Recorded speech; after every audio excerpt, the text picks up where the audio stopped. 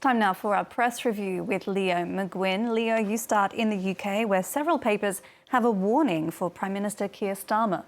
Yeah, it's a warning from Starmer to Russian President Vladimir Putin. As you can see by this headline, Starmer threatens Putin with severe consequences if Russia attacks UK peacekeepers. It came as the PM assembled representatives of 31 countries at a military base in the UK in order to begin planning for a multinational force that could provide security guarantees to Kyiv as part of any future peace deal. The Times have a similar focus on their front page this morning. UK sends message to Putin. Defence Secretary John Healey warned that Britain has the power to do untold damage to adversaries with their nuclear deterrence. According to him, Putin's illegal invasion of Ukraine shows why a strong NATO and strong deterrence are absolutely vital. I'll stick with the Times because they have an exclusive look inside the top secret shipyard that is building Britain's nuclear submarines. The shipyard located in Barrow, the northwest of the country. And this piece tells us what a boon it's been for that town because it's created over 1,000 jobs and 700 apprenticeships in just the last year alone. Dreadnought is one of the most complex engineering projects ever undertaken in Britain, which is taking place in Barrow. The boats that are being constructed are 153.6 metres long, roughly the length of 3 Olympic swimming pools in Kirsty. The first 3 already in production. They'll protect Britain well into the 2060s.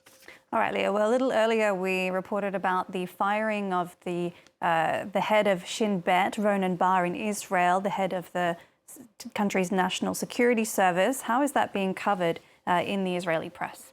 We'll start with the more conservative press. This is the Jerusalem Post, who have a response from Ronen Bar, this letter that he used to respond to his firing. He's accused Prime Minister Benjamin Netanyahu of posing a threat to national security and acting out of foreign motives. He's also accused him of obstructing the Qatargate probe. In his letter, Bar further accused the PM of harming the negotiations of the release of hostages still in Gaza by removing himself and the director of Mossad from negotiations.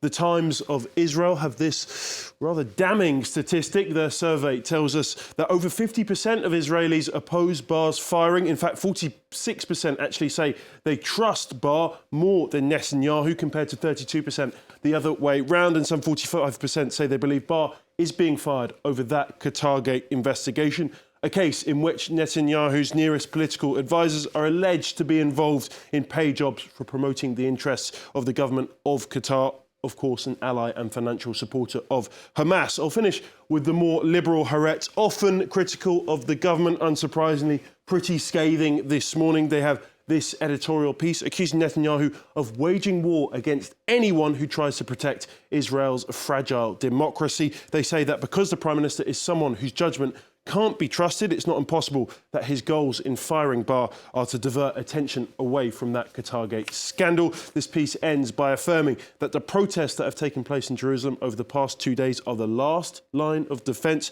as the Israeli public is alone in the holding action it is waging to prevent Israel from becoming an autocracy.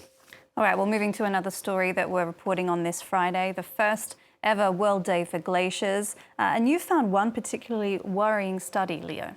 As reported by The Guardian this morning, glaciers melting could risk the food and water supply of 2 billion people, according to a new UNESCO report. 2/3 of all irrigated agriculture in the world is likely to be affected in some way by receding glaciers and dwindling snowfall in mountainous regions. More than 1 people live in those mountainous regions. Of those developing countries, up to half are already experiencing food insecurity, which could be made a lot worse. Developed countries are also at risk, this piece points out. Le Monde have some more worrying statistics this morning, telling us that the world's glacier mass shrank again in 2024. 5 of the last 6 years have seen the most rapid glacier retreat on record. And in 2024, all 19 of the world's glacier regions experienced a net loss of mass for the 3rd consecutive year.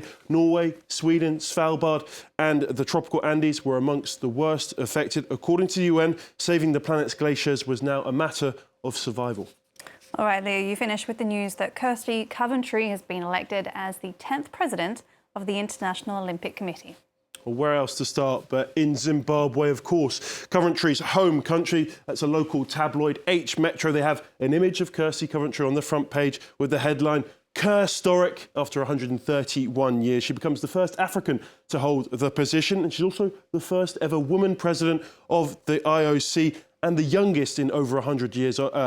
She's only 41 years old. She's made the front pages the world over. This is El País in Spain, and it was actually a Spaniard that she beat to the role. Juan Antonio Samaranch was actually considered the favourite by many, but it was Coventry who was selected in the end. I'll finish with L'Équipe, which is France's biggest sports newspaper. They have a photo of Coventry with Thomas Bach, the current president, on the front page, handing over the baton.